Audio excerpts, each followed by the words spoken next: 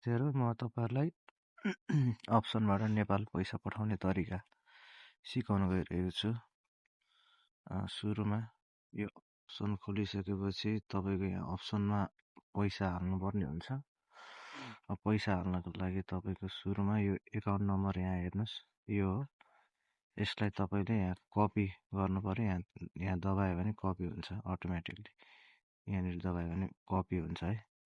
Copy गर्ने अनि minimise गर्ने, ब्याङ्कमा जाने, आफ्नो मोबाइल ब्याङ्किङ खोल्ने, कुन ब्याङ्क छ तपाईँको तुर्कीमा त्यो ब्याङ्क खोलिसकेपछि यहाँनिर तपाईँको अब ब्याङ्कबाट पैसा हाल्नुपर्छ है। यहाँ हामी यो धर्का भएको छ, त्यसमा दबाउने। त्यसमा दबाएपछि यहाँनिर योमा दबाउने, योमा यहाँ दबाइसकेपछि यस्तो आउँछ। अनि यो खोलिसकेपछि नि योमा दबाउनु पर्यो है त, योमा दबाउनु पर्यो। अनि फेरि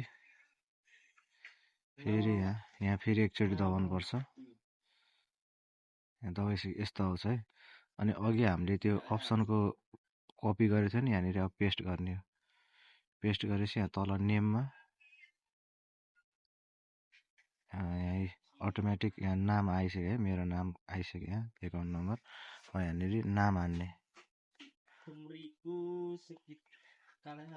हजुरको अप्सनमा के नाम छ त्यही हाल्नु पऱ्यो है त। अनि एमाउन्ट कति हाल्ने हो तपाईँले एमाउन्ट दबाउनुहोस् होइन। मैले अघि यहाँ मेरो अब सेन्ड गरिसकेको छु मैले अप्सनमा। यो एमाउन्ट हाल्ने चाहिँ डिस्क्रिप्सनमा जे राख्दा नि हुन्छ।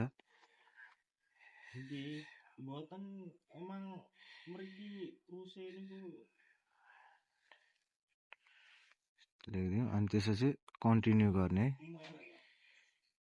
कन्टिन्यू गरेपछि यहाँनिर एप्रुभ गरिदिने है। यो मैले त्यत्तिकै 55 रुपियाँ अहिले हालिदिएँ है त।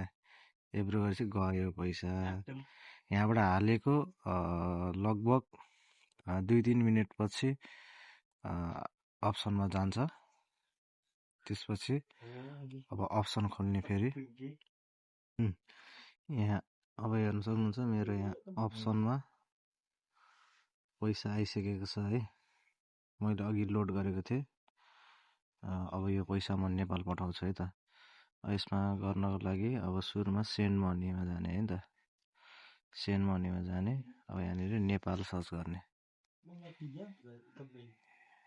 नेपाल सर्च गरेपछि नेपाल आउँछ।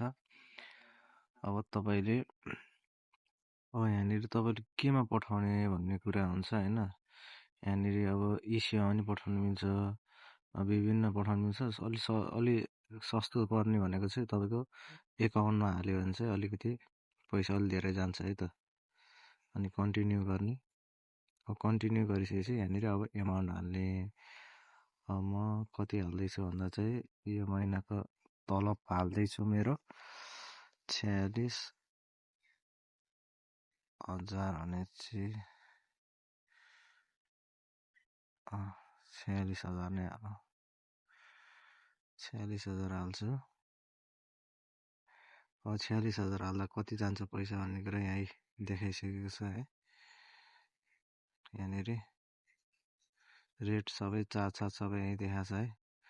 मेरो 46,250 भएको कारणले गर्दाखेरि पुग्छ है। कन्टिन्यू गर्ने।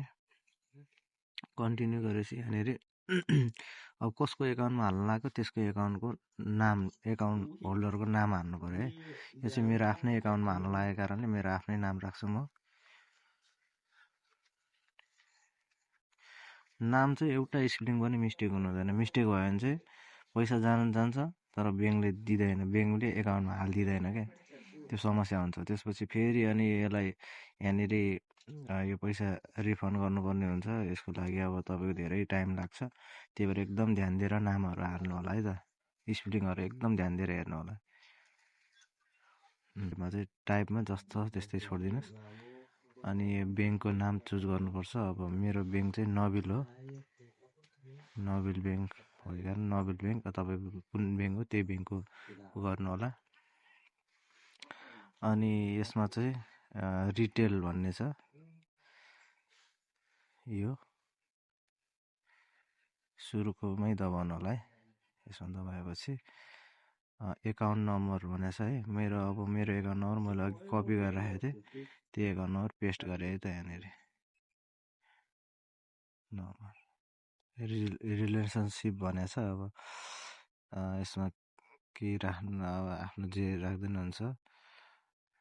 अब यसमा तपाईँको यहाँनिर जे छ त्यो एउटा राख्दिनँ, म स्यालेरी राख्छु है।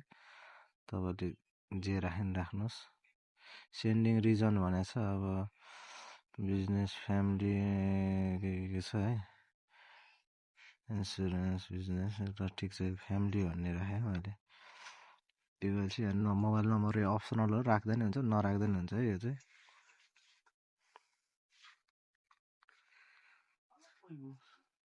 अनि यहाँनिर अब यो पनि अप्सनल हो, राख्दा नि हुन्छ नराख्दा नि हुन्छ है।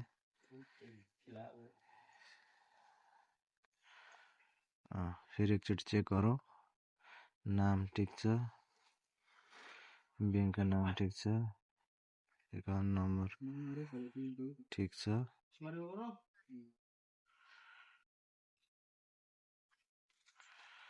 त्यसपछि सबै काम भइसक्यो भने अन्तिममा कन्टिन्यू गर्ने है। कन्टिन्यू गरेपछि यहाँ सब देखाउँछ कि तपाईँको यस्तो पैसा यति जान्छ भनेर सब देखायो है त। अब एप्रुभ गर्ने, एप्रुभ गरेपछि गयो, सक्सेस भयो है। अब यहाँबाट अब हालेको लगभग 3 देखि 4 मिनटभित्रमा हाम्रो ब्याङ्क एकाउन्टमा जान्छ है त। अनि यो गरिसकेपछि चाहिँ अब तपाईँको यहाँनिर पछिको लागि नि तपाईँलाई अलिक सजिलो हुन्छ। पछि एकाउन्ट नम्बरहरू हाल्नु पर्दैन तपाईँको। यहाँनिर एड टु रजिस्ट्रेसन ट्रान्सफरेसन भन्ने छ। यसमा तपाईँले दबाउनु भयो भने चाहिँ योमा तपाईँको यहाँ एड भएर बस्छ है। पछि तपाईँले पैसा पठाउनु पऱ्यो भने पनि फेरि एकाउन्ट नम्बरहरू हाल्नु पर्दैन, अटोमेटिकली यहीँनिर तपाईँको सेभ गरिसकेपछि चाहिँ अब तपाईँले एकाउन्ट नम्बर हाल्नु पर्दैन, डाइरेक्ट यो सेन्ड मनी भन्ने हुन्छ यहाँ तल। यहाँ तपाईँको हेर्नु भने यहाँनिर छ सेन्ड मनी भन्ने। यो सेन्ड मनीमा दबायो भने यसमा गएर चाहिँ यहाँ डाइरेक्ट यहाँनिर एउटा यस्तो आउँछ हेर्नुहोस् त। यो रजिस्ट्रेसन ट्रान्सफर भनेको छ नि, रजिस्ट्रेसन भएको त्यो हुन्छ नि तपाईँको सुरुमा अघि मैले गरेको। यहाँ दबायो भने डाइरेक्ट यस्तो एकाउन्ट नम्बर देखाउँछ। यो मेरो ब्यालेन्स पनि आइसक्यो है। नेपालको ब्याङ्कमा म्यासेज आइसक्यो मेरो ब्यालेन्स पनि आयो भनेर। यसमा डाइरेक्ट दबाइसकेपछि डाइरेक्ट कन्टिन्यू गरेपछि अनि पेमेन्टहरू कन्टिन्यू गर्ने, डाइरेक्ट हाल्न मिल्छ है। त्यसपछि केही पनि दबाउनु पर्दैन। हजुरहरूलाई भिडियो कस्तो लाग्यो, मन पऱ्यो भने लाइक कमेन्ट सेयर गर्नु होला। टर्कीमा भएका दाजुभाइहरूबाटमा पुग्ने गरी र अन्य जानकारी लिनुपर्ने छ भने कमेन्ट गर्नु होला। धन्यवाद।